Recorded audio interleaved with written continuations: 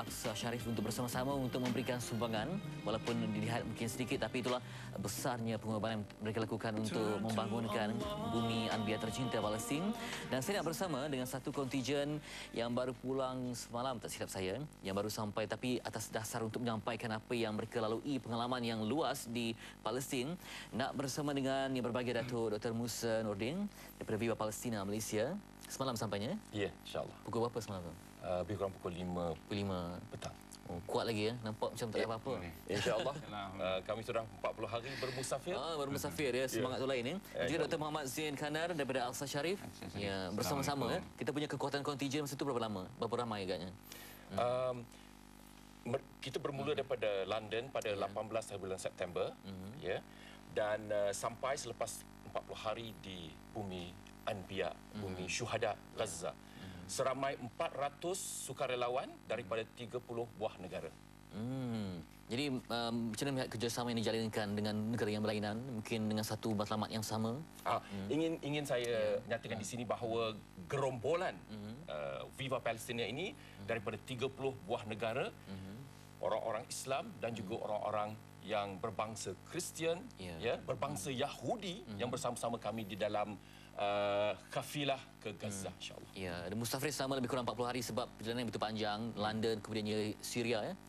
Syria, Mesir, ya. Eropah ni kita bermula daripada Luton di utara London. Kita cross tunnel, pergi ke Perancis, kemudian ke Itali, kemudian ke Greece. Naik kapal ke Greece. Dalam tempoh 40 hari itu yang betul-betul solid di Palestin berapa hari agaknya? Kami hanya dibenarkan oleh kerajaan Mesir untuk berada di tanah Gaza hanya untuk 3 malam sahaja. 3 malam? 3 malam. Ya. Apa kita berbaloi dengan penantian yang lama, proses yang panjang? Ya? Well, so much to do, yet so little time kan. Tetapi Alhamdulillah, saya rasa objektif utama kafilah Gaza ini telah pun tercapai sebab kita ingin menyebarkan kepada masyarakat dunia bahawa berlaku suatu kezaliman di bumi Palestin. Ya? A publicity campaign to make sure that the world is aware of the siege on Gaza, insyaAllah. Dan ini tercapai. Itu sebab kami berkhalifah, bermusafir selama 40 hari daripada London hinggalah tiba di bumi Gaza. Perjalanan ataupun journey yang begitu menarik sekali. Dan saya tertarik tadi dengan pelibatan orang Kristian Yahudi. Jadi apakah mungkin pengalaman peribadi berbuang yang mereka, apakah yang mendorong semangat yang betul luar biasa sekali. Dan sebelum ini kita bawakan seorang pelajar Jepun ya, yang bersama-sama dengan Shinji. Jadi mungkin atas apa dasar apa mereka didorong untuk bersama-sama dengan umat Islam ke bumi Palestin? Sebelum saya meneruskan, sebenarnya ada 3 objektif utama dalam konvoi ini. Yang pertama ialah untuk menghantar bantuan dalam bentuk kenderaan dan yang dipenuhi dengan bahan-bahan atau barang perubatan. Itu yang selamat sampai? Itu semua selamat sampai. Dan pembelajaran. Pembelajaran. Kemudian yang kedua ialah konvoi ini bertujuan untuk mewar-warkan kepada dunia bahawa di sana terdapat satu bangsa yang begitu zalim dan perlu diberitahu. Jadi perjalanan yang memakan masa ini sebenarnya di setiap perhentian kita, kita menjalankan kempen. Contohnya apabila kita sampai di Perancis, NGO di sana sudah bersedia menyusun program untuk kita dan kita berkonvoi mengelilingi Paris dan menyatakan bantahan terhadap apa yang dilakukan terhadap. Sambutan bagus ya? Sambutan sangat menggalakkan di luar daripada dugaan kita. Kemudian yang ketiga itu biasanya adalah untuk memantau projek-projek yang telah kita jalankan sama ada Viva Palestina Malaysia ataupun Al-Aqsa Sharif sendiri. Kita telah sekian lama, berpuluh tahun menyokong perjuangan ini dan kita dah ada beberapa projek. Jadi 3 objektif itu. Balik kepada persoalan bagaimana tadi bangsa-bangsa lain. Sebenarnya mereka, contohnya yang saya sempat berbincang dengan seorang Kristian daripada Northern Ireland. Asasnya ialah dia kata I cannot be at home walaupun dia ada anak dan sebagainya. Dia kata dengan kezaliman yang dilakukan oleh Zionis terhadap rakyat Palestin ini, dia kata saya harus bersama. Itu contohnya. Maknanya atas dasar kemanusiaan. Ini mungkin kesilapan kita sebab isu ini sejak tahun 1948 dilihat sebagai isu pertempuran dengan orang Islam dengan orang Yahudi. Between Judaism and Muslims, which is true, but lebih besar lagi bahawa ini suatu isu kemanusiaan. A humanitarian tragedy. Sebagaimana kata Nelson Mandela, this is the greatest moral crisis of today. Jadi bila kita bertemu dengan sahabat-sahabat kita, macam saya mengadakan klinik perubatan, my matron was a Jew, Carol nama dia. Dan beliau mengatakan bahawa there cannot be peace. Peace is a much abused word, suatu perkataan yang dilontarkan begitu saja. Because peace without justice is criminal. Maknanya kedamaian tanpa keadilan adalah suatu jenayah. Jadi mereka ingin melihatkan bukan hanya keamanan tetapi keadilan diberikan kepada rakyat Palestin yang kini tertindas. Jadi mereka bersama di dalam kafilah Gaza ini di atas unsur kemanusiaan. Ya. Dan kita melihat bahawa pun Nakbah itu sendiri adalah satu tragedi kemanusiaan yang paling panjang di dunia yang belum lagi berakhir. Jadi ada masa 3 hari di sana, mungkin apa yang sempat, apa yang tidak sempat. Jadi macam mana nak memaksimumkan segala masa yang ada di 3 hari di Palestin itu untuk disampaikan semua, disalurkan bantuan perubatan, bertemu dengan pihak yang berkaitan. Macam mana jadual 3 hari yang begitu padat tu? Sebenarnya kita 3 malam 2 hari sahaja. Okey. Jadi kita sampai pun dah agak tengah malam. Betul menginap di hospital macam mana? Jadi hari kedua sebenarnya, malam pertama, hari pertama tu di sana tu sebenarnya hari kedua kita. Hari ketiga tu adalah hari terakhir kita. Jadi sebenarnya kita ada 2 hari yang solid lah. Hari pertama tu sebenarnya kita diraikan oleh kerajaan Gaza. Jadi hari pertama tu penuh dengan aktiviti, keseluruhan 400 relawan ni diraikan seperti kita sembahyang Jumaat sekali, yang mana khutbahnya dibacakan oleh Saudara Perdana Menteri Ismail Haniah, dan seterusnya mendapat jamuan semuanya disusun oleh kerajaan. Jadi yang pertama, hari pertama tu seolah-olah kita lebih kepada dilayan sebagai tetamu. Cuma hari kedua itu yang sebenarnya agak solid sikit, yang mana alhamdulillah selepas kita hari pertama tu kita ditemu ramah, ataupun ramailah NGO yang datang, yang mana kita dah ada hubungan tu. Saya ingat saya sendiri lebih dekat 10 NGO datang offer untuk melawat ke tempat-tempat mereka ni.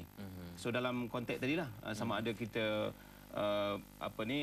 melihat kembali hospital-hospital yang kita telah ni, ataupun sekolah-sekolah, ataupun projek-projek yang diadakan, yang kita telah jalankan. Kami tak tidur di Gaza. Kami jaga. Yang tidur pun 2-3 jam. Untuk menghilangkan sedikit letih. Kami bertemu dengan rakyat Gaza. Kami membawa bantuan sebanyak 16 juta ringgit Malaysia, yang berupa bantuan perubatan dan separuhnya bantuan alat-alat pembelajaran untuk kanak-kanak di Gaza. Sebab ini merupakan permulaan kepada tahun akademik mereka. Jadi saya sendiri dengan sahabat-sahabat dalam Viva Palestina telah pergi kepada 2 sekolah. Kami membawa lukisan-lukisan daripada anak-anak kita di Malaysia, mereka di MHI, sebelum kami bertolak. 500 lukisan kita sampaikan kepada kanak-kanak di sekolah-sekolah di Palestin, 2 sekolah. Kami bawa belon sebanyak 500 dan kami telah dihadiahkan dengan lukisan-lukisan daripada anak-anak di Gaza.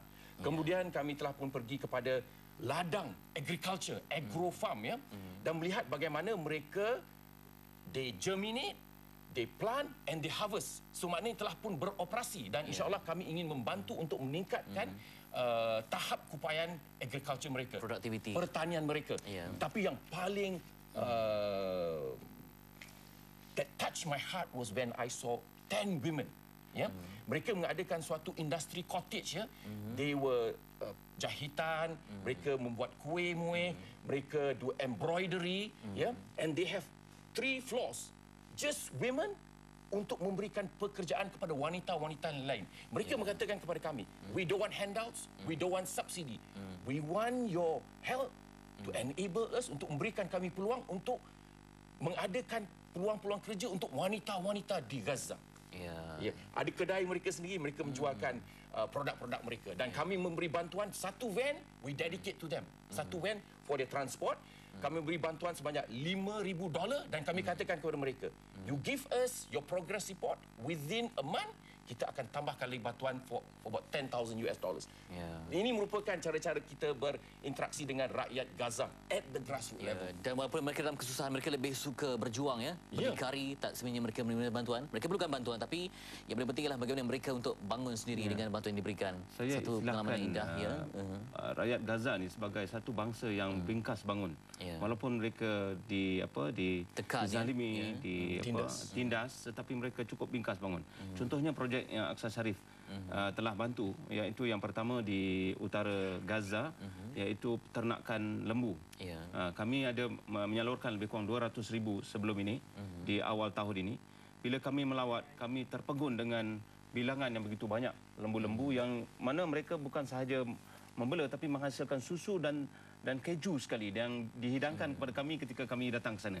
Jadi inilah bentuk. Dan yang kedua ialah projek ternakan air tawar yang mana merupakan ekoturism.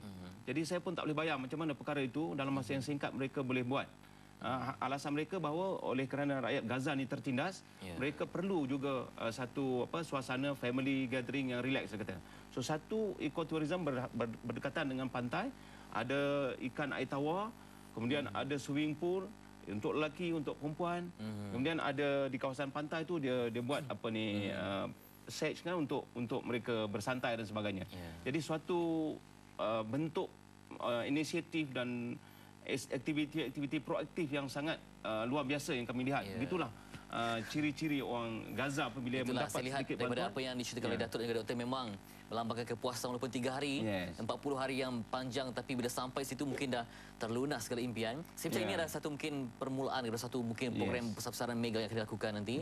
Ini sebagai satu perintis pada program yang sangat-sangat hebat. Kita begitu kagum dengan usaha yang dilakukan. Alhamdulillah. Alhamdulillah. Dan inilah mungkin benih-benih syurga yang kita doakan. Kita ingin mengucapkan terima kasih kepada rakyat Malaysia, khususnya sukarelawan Aqsa Sharif dan juga Pertubuhan Ikram yang sebenarnya membantu dalam usaha ini, dan kami sendiri menghantarkan selain daripada apa yang kita bawa itu 250,000 kami bawa cash dan kami edarkan dalam bentuk tadi sebagai inisiatif untuk kita berbangga kerana mungkin para penerima mereka lega hati dan juga mungkin bersyukur dengan apa yang telah dilakukan. Penyampainya sempat kembali ke tanah air dan insya-Allah akan pergi lagi ya untuk misi yang terusnya. Dan ini dibawakan satu mungkin oleh-oleh dari mungkin dapat Palestin. tunjukkan ini dia. Dapat diceritakan sikit.